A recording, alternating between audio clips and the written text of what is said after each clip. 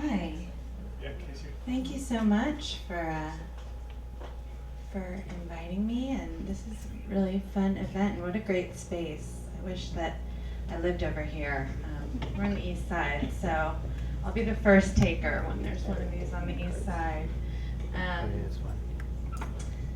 Anyway, it's great to be here, and I'm going to read from my memoir that came out in April, and it's a pretty typical coming-of-age memoir. I just happened to come of age in the harem of the Prince of Brunei, and I have to apologize because there's a lot of women's names in this passage, but there are a lot of women's names in almost every passage because I was living in a harem.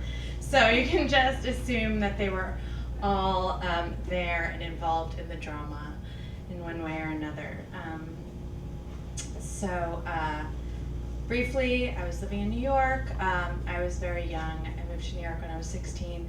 I was trying to be an actress. I got involved in doing escort work, and through some people in that world, I went to an audition, and this audition was supposedly to entertain rich businessmen in Singapore, and when I got the job, they told me that really it was an invitation to be the personal guest of the Prince of Brunei at these parties that he has every night. So I went, and I was there for a couple of weeks and pretty much ignored, and on my next to last day there, I was asked to sing for the prince.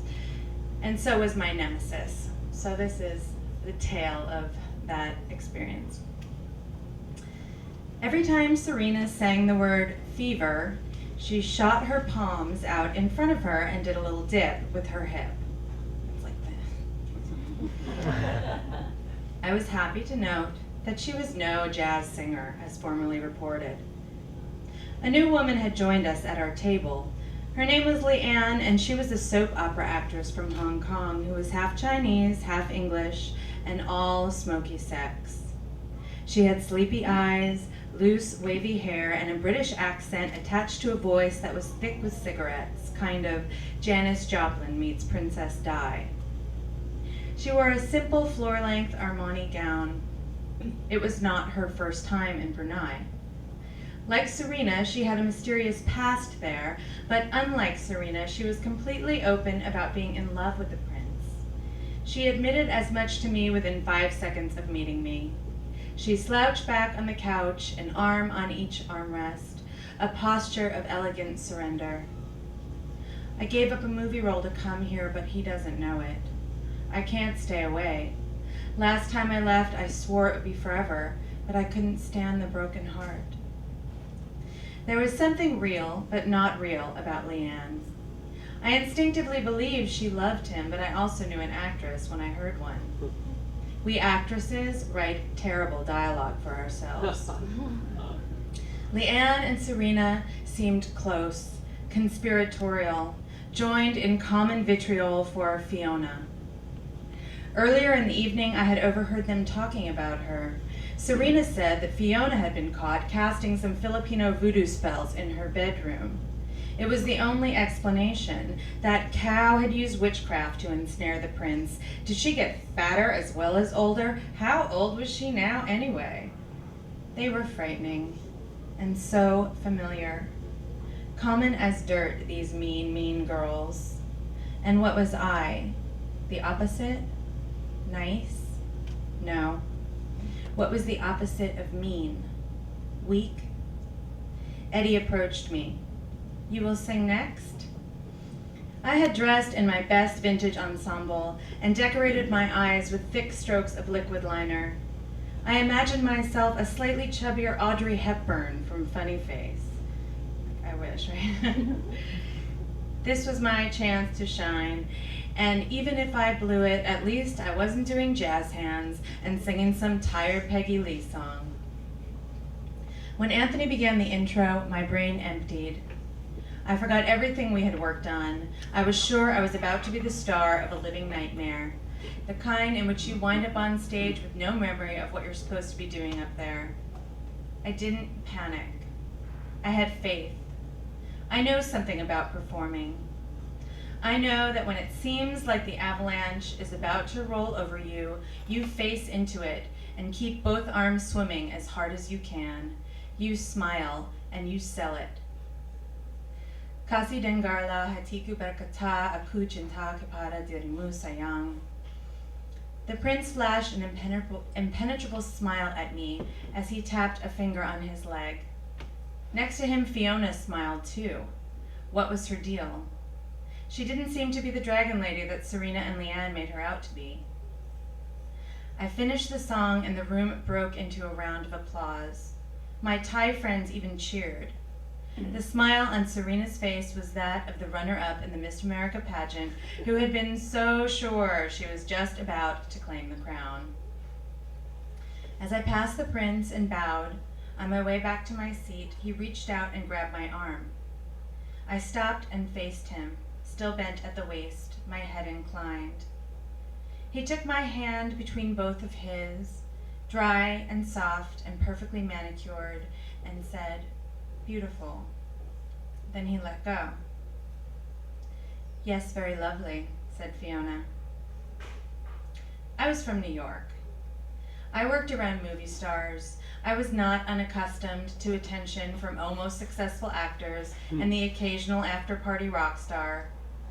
This touch, this crumb of approval should have meant nothing to me.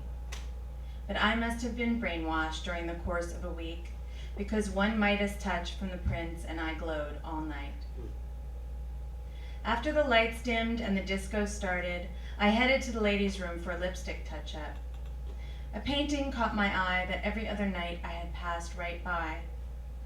It was a classic Orientalist portrayal of alabaster odalisques and their brown-skinned servants lounging by a harem bath.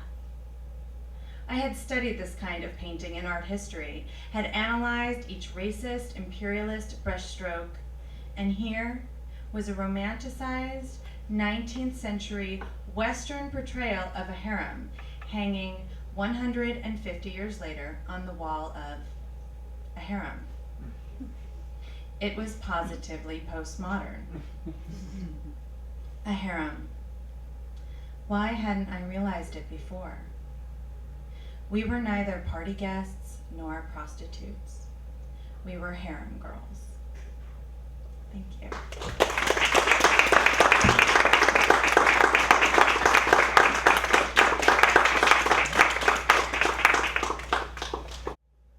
So I left Brunei after 6 months there, first time. And I swore I would never go back. I was done, I had dreams, I had figured everything out, I knew what I wanted in life. And of course I went home, and I was still 18, and I had surprisingly gained no life tools in the harem. And I made a big mess. And one of the ways I did that was I got pregnant.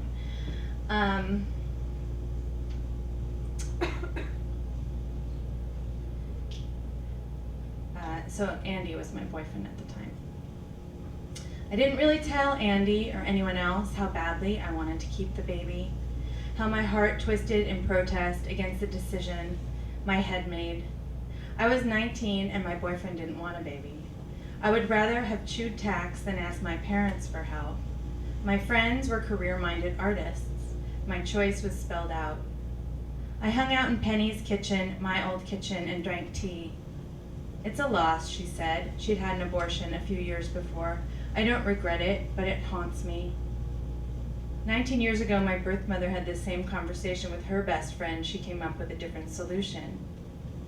"She was a different girl in a different time," she said. "This is your life, not hers." But I thought about my birth mother probably more than I ever had as I made my decision. And in my thoughts, she wasn't a long-limbed ballerina in a spotlight.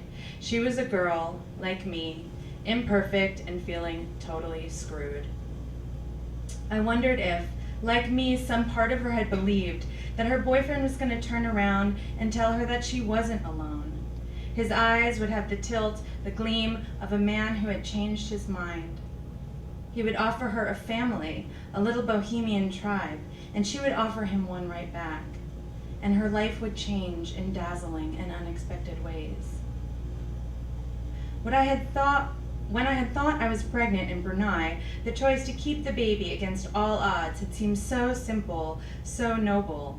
Maybe deep down I'd known all along that I never was pregnant.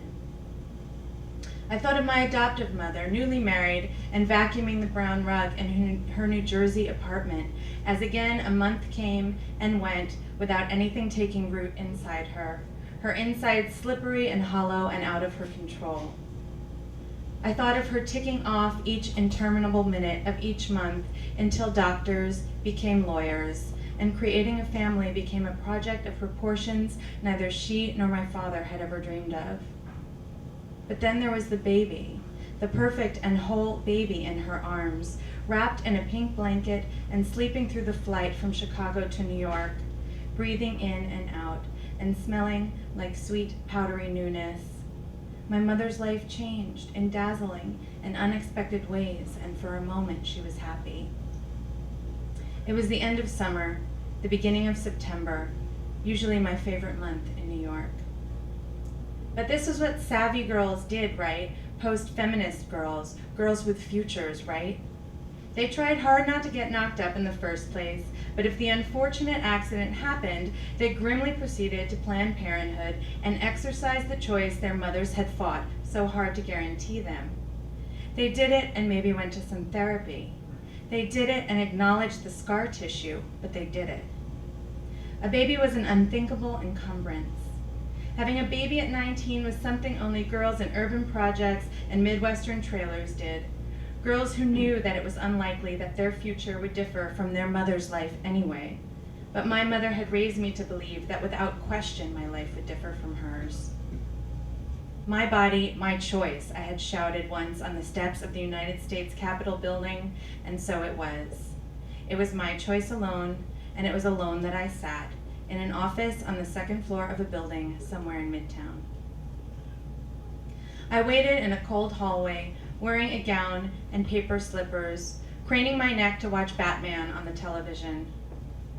The women who waited with me talked to each other with the candor that women have, the ease we often share at nail salons, at the gym, in doctors' offices. The woman across from me was Latina with green eyes and cocoa skin. She was wide around the belly, but had slim and shapely legs crossed at the knee and covered with goosebumps. She told her neighbor that she had 3 kids already and had been on the pill when she got pregnant. 99% affected my ass, she snorted. Every plastic bucket of a seat was filled. My arms brushed the arms of the woman on either side of me. I spoke to no one. Andy's genes, I thought. Andy's wonderful, brilliant, musical genes. I recognized that I was on the precipice of something irreversible, far more so than any choice I'd made before that. A piece of me was turning cold, dying. Maybe it was the piece that believed so strongly in my own rightness, in my own goodness, in the fact that I would do better than my mother, my mothers, that I'd outshine them both by immeasurable wattage, I'd outrun them both by 1,000 miles. Instead, I shuffled down the hallway, no better than they, worse, worse. One thing they often tell adopted children, your birth mother loved you so very much that she gave you away so you could have a better life. That may be true.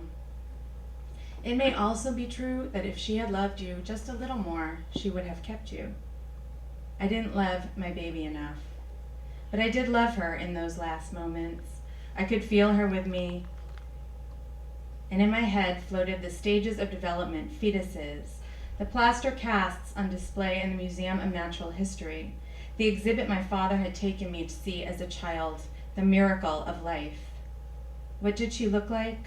Her eyelids, her ears, her hands folded over her tiny beating heart. I think I'll stop there. I told you it was a drag. Thank you.